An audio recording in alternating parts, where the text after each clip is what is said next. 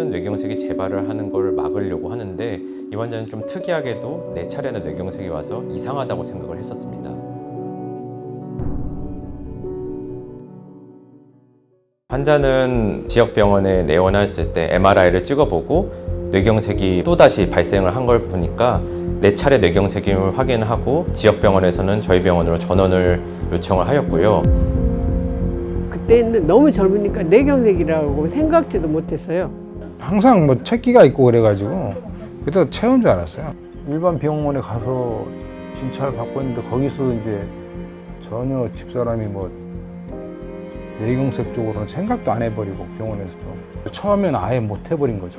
솔직히 한 10일 정도 지나서 한 보름 정도 지나서 운이 좋았는지 뭐 몸에 무슨 마비가 오거나 그런 건 없었었거든요. 2번 다 이 앞전에 2번, 3번째 올 때는 힘 빠져서 제가 다 그냥 걸어서 병원 간 거였었거든요. 근데 이번에는 몸을 많이 못 가눌 정도로 이제 많이 심하게 왔는데 환자는 10년 전에 속이 좀 안 좋고 체한 증상이 있는데 아마도 어지럼증으로 있었을 것으로 추정을 합니다. 그리고 2번째, 3번째, 2번까지 4번째는 비교적 급성으로 한 1년 사이에 3차례 정도 발생을 하였는데 왼쪽에 그리고 오른쪽에 손에 뇌경색이 와 있고요. 그 외에도 예전에 지나간 뇌경색 흔적이 보이고 있습니다. 여기 역시 뒤통수 쪽에 해당되는 곳이고요. 그래서 여러 차례 뇌경색이 왔었고 앞통수에도 일부 뇌경색이 온 흔적이 있었습니다. 여러 차례가 뇌경색이 와서 충분히 검사를 했음에도 불구하고 뇌경색의 원인을 못 찾은 건 심장성 원인이 아닌 다른 원인이 있을 거라고 생각을 했습니다. 그래서 전신 CT를 좀 생각을 해봤고요. 추가적으로 심장내과에 의뢰를 해서 심장이 아닌 심장 밖의 문제도 혹시 한번 찾아봐 달라고 같이 협의를 해서 경식도 심초음파를 검사를 해보게 되었고요. 이 환자분의 경우는 경흉부 초음파는 구조적으로 기능적으로 전혀 문제가 없는 정상 소견입니다. 그런데 심장에 조그만한 구멍, 난원공 개존이라든지 심방중격결손 같은 구멍이 있다든지 아니면 우자단락 같은 왼쪽으로 혈액이 넘어가는 소견 등을 특수검사를 할 때는 경식도 초음파를 추가로 시행을 하게 되는데 경식도 초음파는 보시다시피 심방중격이 굉장히 자세하게 이렇게 보이게 되고 그쪽으로 인해서 혈액이 넘어가는 것도 공기방으로 이렇게 쏴서 넘어가는지 테스트를 하게 됩니다. 정상적인 경우에는 우심방에 공기방울을 아무리 쏴도 좌심방으로 이렇게 넘어가지 않고 깨끗한 모습을 관찰되게 됩니다. 하지만 이 환자의 경우에는 공기방울이 우심방에만 존재해야 되는 것이 좌심방에도 이렇게 많이 관찰이 되게 되는데요.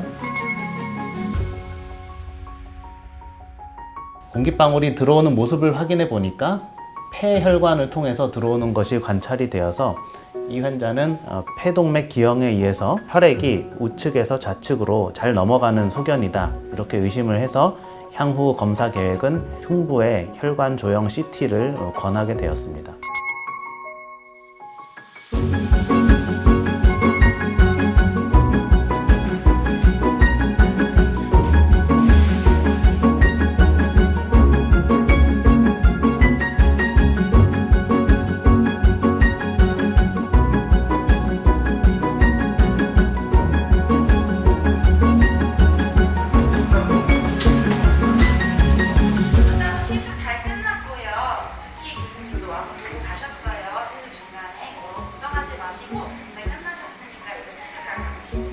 일반적으로는 이 폐 동맥을 보면 점점 가늘어져야지 보이는 게 정상인데요.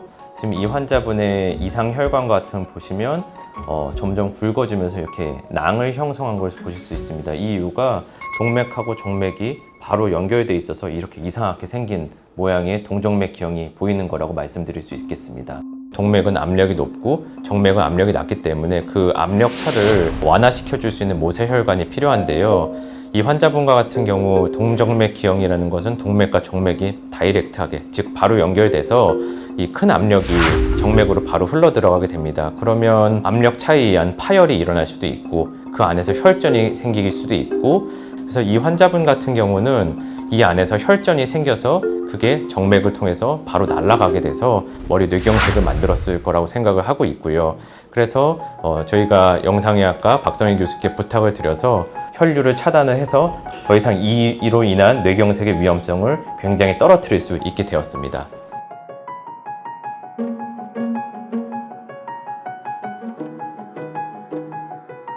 이번에 이제 입원해가지고 이제 검사 여러 가지 한 상태에서 마지막으로 뭐 그 조영제 넣고 뭐 검사했을 때 여기 갔습니다 이런 말이 나오니까 뭐 이제 원인을 찾은 거잖아요. 많이 좋았죠. 그러면 치료 방법이 있겠잖아. 근데 교수님께서 이거 심한 건 아닙니다. 간단합니다 그러더라고요. 그래서 좋았죠 뭐. 다음은 다시는 이제 재발 안 할 수 있다는 거가 이제 드니까 교수님도 확신을 가지고 말씀해 주시고 그래서 이제 원인을 알고 치료를 해서 너무 좋고 이제 앞으로 이제 제일 좋은 건 이제 재발 위험이 없어서 그냥 마음 놓고 살 수 있을 것 같아요. 건강하고 행복하게 잘 살겠습니다. 감사합니다. 건강이 최고입니다.